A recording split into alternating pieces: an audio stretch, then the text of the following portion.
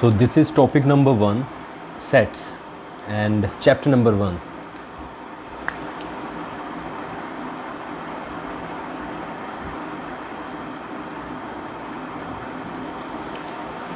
Sets. और सीधा questions पे ना जाते हुए आई हैव डिसाइडेड कि कुछ थोड़ा सा थ्योरेटिकल पढ़ेंगे और आफ्टर दैट क्वेश्चंस करेंगे। और जैसे जैसे आई फील कि थ्योरेटिकल की ज़रूरत है तो मैं आपको वहाँ पर कुछ चीज़ों का एक्सप्लेन करना चाहूँगा, और जब मुझे लगेगा कि नहीं है then we will go straight away to the question. बस फर्स्ट ऑफ ऑल क्योंकि 11th का पहला चैप्टर है और बहुत ही ज़्यादा इम्पोर्टेंट चैप्टर है, तो हम इसको थोड़ा सा सिर्फ कुछ मिनट्स के लिए इसका थ्योरी पढ़ना शुरू करते हैं। So this is sets, I have done it for you. तो इस सेक्शन में हम पढ़ेंगे कि सेट क्या होता है and how they are represented, sets are represented. मैंने यहाँ पर ग्रीन कुछ हाईलाइट किया है and this is going to be very very important. Sets are used to define the concepts of relations and functions. The study of geometry, sequences, probability, etc. requires the knowledge of sets. तो यहाँ पे simple सी एक चीज़ बताई गई है इन 3-4 lines में कि इस जो आपका चैप्टर है we can not skip that, हम इसे नहीं छोड़ सकते हैं, हमें इसमें मेहनत करनी पड़ेगी, राइट। तो ये जो आगे के जो कुछ जो चीज़ें आएंगी, कॉन्सेप्ट्स आएंगे, उसमें सब में सेट का यूज़ होगा। सो इट्स बेटर कि हम इसे करके चलें। यहाँ पर कुछ और थ्योरी है जिसकी हमें ज़रूरत नहीं है, बट यहाँ पर कुछ चीज़ें दी हुई हैं जो कि बहुत ही इम्पोर्टेंट है। In everyday life we often speak of collections. यहाँ पर एक वर्ड आया है collections, right, collections.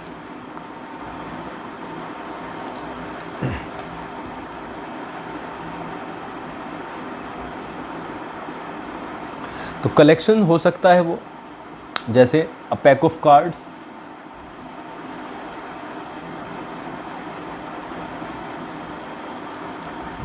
a crowd of people,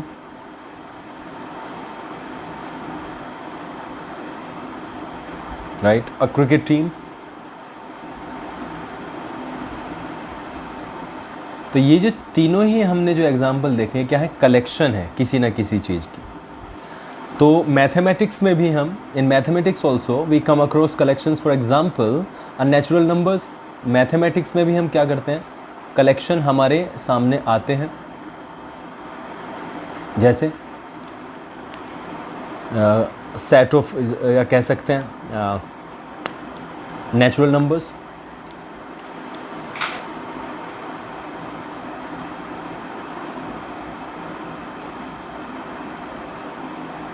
natural numbers होते हैं, प्राइम नंबर्स हो सकते हैं,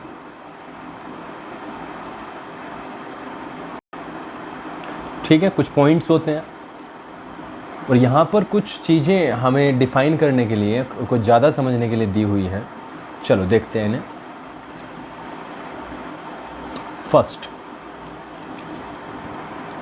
फर्स्ट को अगर odd natural numbers less than 10, अगर किसी ने लिखा हुआ है ऐसे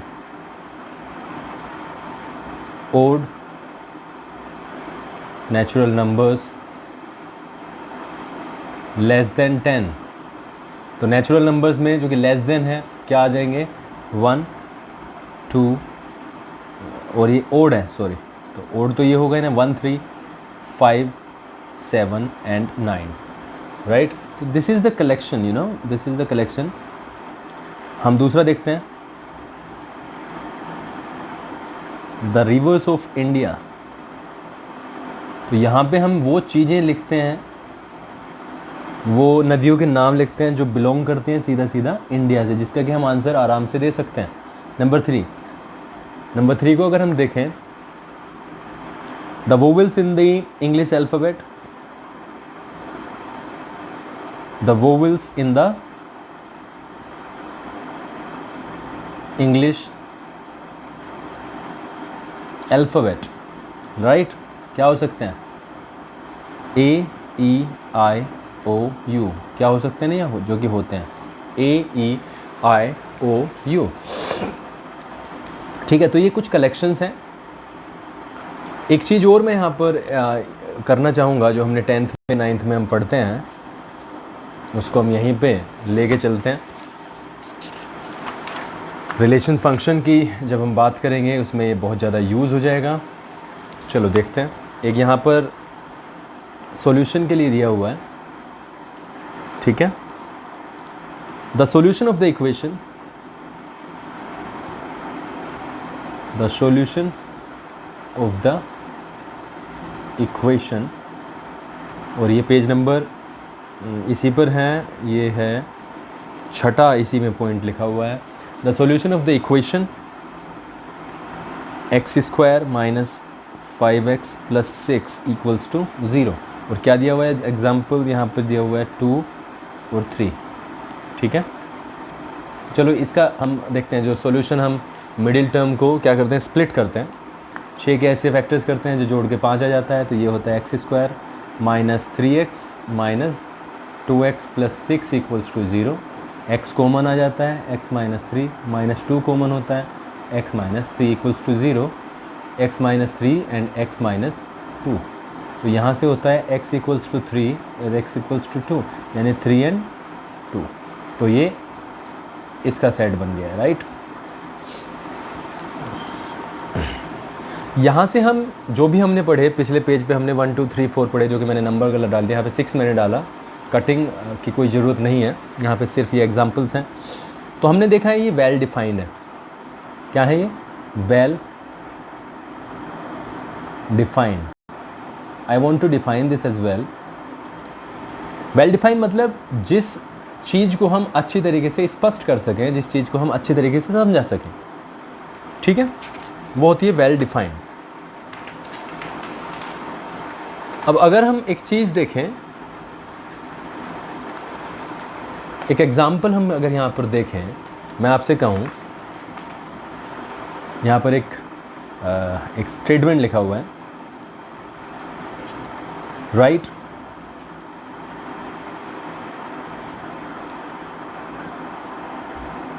the names of the cricketers of India. Write the names of the cricketers of India. तो यहाँ पर जो नाम आएंगे वो किसी से भी मैं पूछूंगा, वहाँ पर वही नाम आएंगे जो हैं, राइट। किसी का भी आंसर अलग अलग नहीं होगा। सपोज करते हैं हम, भारत में कितने क्रिकेटर्स हैं, 100 या 1000 या 10,000, तो जो नाम होंगे वो बिल्कुल निश्चित होंगे, चाहे आप 1 से पूछें, चाहे आप 2 से पूछें, चाहे आप 3 से पूछें। लेकिन अगर मैं इस एक्सप्रेशन को ऐसे लिखूं, right the names of 5 best cricketers of India, या 5 ना करके सिर्फ यहाँ पे बेस्ट लगा दूं, तो यहाँ पर कुछ ना कुछ डिफरेंस हो जाएगा। क्यों?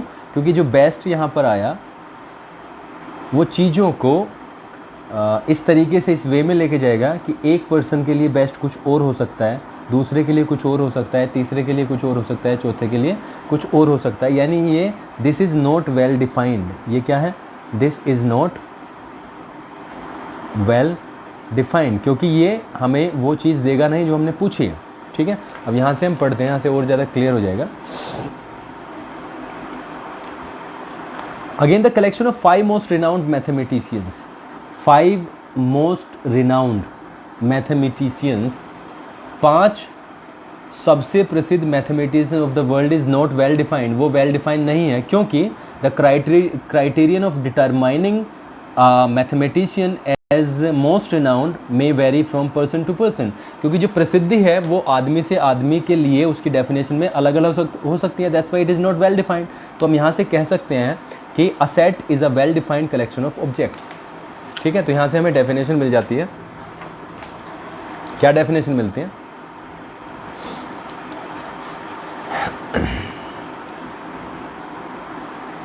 A set is a well defined collection of objects. ठीक है, वे ऑब्जेक्ट्स जो अच्छी तरीके से डिफाइन करे गए हैं, जिसको हम आसानी से कह सकते हैं, राइट। तो यहाँ पर हम 2-3 चीज़ें पढ़ सकते हैं। पहला, उनको हम ऑब्जेक्ट्स कह सकते हैं या एलिमेंट्स कह सकते हैं, जो कि सेट में के अंदर मौजूद हैं, और क्या कह सकते हैं, मेंबर्स कह सकते हैं, ठीक है। Second, sets are denoted by capital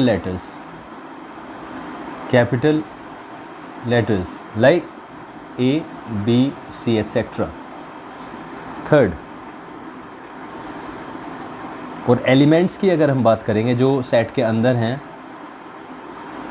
उन्हें हम रिप्रेजेंट करते हैं जनरली स्मॉल लेटर से, A, E, I, O, U, जैसे कि हमने अभी देखा, या A, B, C, D, right, जैसे कि हमने अभी देखा। जब हम किसी सेट की बात करते हैं और ये बताते हैं कि ये जो E है या I है, ये किसका मेंबर है, ये सेट A का मेंबर है।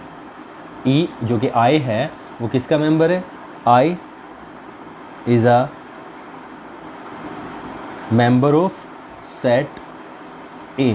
तो हम क्या लिखते हैं इसे, I belongs to A, I belongs to A। तो इसको हम इस तरीके से लिखते हैं, और ये जो साइन होता है ये क्या होता है, इसको हम बोलते हैं, वैसे तो बिलोंग टू का ही साइन होता है, और इसको जो इसका नाम होता है एप्सिलॉन, EPSILON, एप्सिलॉन ग्रीक भाषा का सिंबल है, ग्रीक का ये नाम हो गया है epsilon, which is use to denote the phrase क्या, बिलोंग्स टू, राइट। अब देखते हैं कि किस तरीके से हम इसको रिप्रेजेंट करते हैं। रिप्रेजेंटेशन,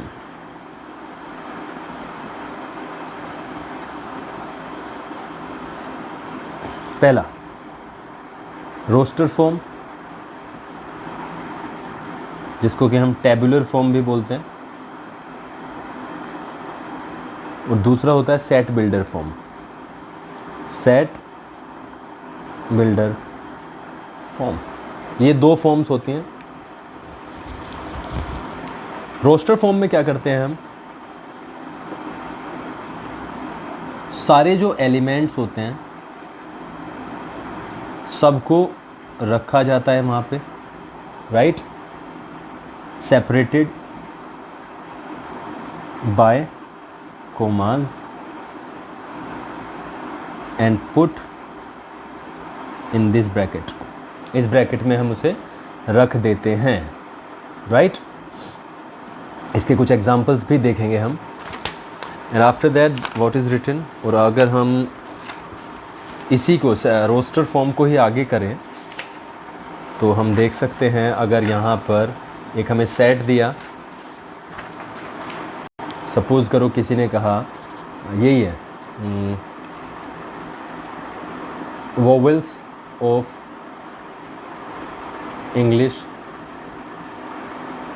अल्फ़ाबेट, तो सपोज़ करो ये V से हम रिप्रेजेंट करते हैं, तो क्या लिखा जाएगा, A E I O U। so this is called the roster form, right। Roster form. इसमें सेकेंड चीज़, एक और चीज़ होती है, सपोज़ करो हमें कुछ एक सवाल दिया, it may be noted that the while writing the set in roster form an element is not generally repeated. कोई भी जो ऑब्जेक्ट होगा या कोई मेंबर होगा वो रिपीट नहीं होगा इसमें, ठीक है। अब यहाँ पे एक दूसरा एग्जांपल देखते हैं, the set of letters forming the word क्या, स्कूल। एक सेट बनाना है कौन से लेटर्स का, जो शब्द है स्कूल उसमें यूज़ हुए हैं। तो ये हम सपोज़ करो ये सेट है ए नाम का, तो हम क्या लिखते हैं, SCH ओ एल। क्यों डबल ओ क्यों नहीं लिखा? क्योंकि इसमें रिपीट होगा नहीं। S C H double O यानी ओ सिर्फ एक ही बार लिखा जाएगा एंड एल प्लस इसका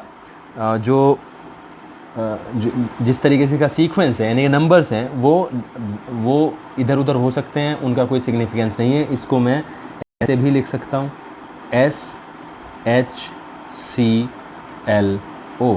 हम किसी भी तरीके से इसे लिख सकते हैं, यानी जो आपका ऑर्डर है वो इसमें इम्पोर्टेंट नहीं है, हम इसको किसी भी तरीके से लिख सकते हैं। ठीक है, अब सेट बिल्डर फॉर्म की बात करते हैं।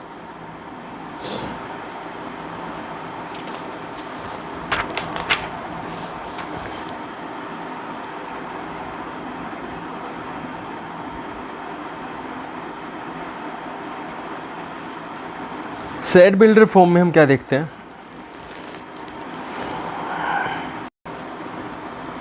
So this is topic number 1 sets and chapter number 1।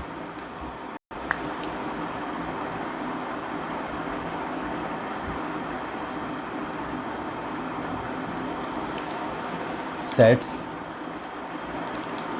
और सीधा क्वेश्चंस पे ना जाते हुए आई हैव डिसाइडेड कि कुछ थोड़ा सा थ्योरेटिकल पढ़ेंगे और आफ्टर दैट क्वेश्चंस करेंगे। और जैसे जैसे आई फील कि थ्योरेटिकल की ज़रूरत है तो मैं आपको वहाँ पर कुछ चीज़ों का एक्सप्लेन करना चाहूँगा, और जब मुझे लगेगा कि नहीं है then we will go straight away to the question. बस फर्स्ट ऑफ ऑल क्योंकि 11th का पहला चैप्टर है और बहुत ही ज़्यादा इम्पोर्टेंट चैप्टर है, तो हम इसको थोड़ा सा सिर्फ कुछ मिनट्स के लिए इसका थ्योरी पढ़ना शुरू करते हैं। So this is sets, I have done it for you. तो इस सेक्शन में हम पढ़ेंगे कि सेट क्या होता है and how they are represented, sets are represented. मैंने यहाँ पर ग्रीन कुछ हाईलाइट किया है and this is going to be very very important. Sets are used to define the concepts of relations and functions. The study of geometry, sequences, probability, etc. requires the knowledge of sets. तो यहाँ पे simple सी एक चीज़ बताई गई है इन 3-4 lines में कि इस जो आपका चैप्टर है we can not skip that, हम इसे नहीं छोड़ सकते हैं, हमें इसमें मेहनत करनी पड़ेगी, राइट। तो ये जो आगे के जो कुछ जो चीज़ें आएंगी, कॉन्सेप्ट्स आएंगे, उसमें सब में सेट का यूज़ होगा। सो इट्स बेटर कि हम इसे करके चलें। यहाँ पर कुछ और थ्योरी है जिसकी हमें ज़रूरत नहीं है, बट यहाँ पर कुछ चीज़ें दी हुई हैं जो कि बहुत ही इम्पोर्टेंट है। So this is topic number 1 sets and chapter number 1।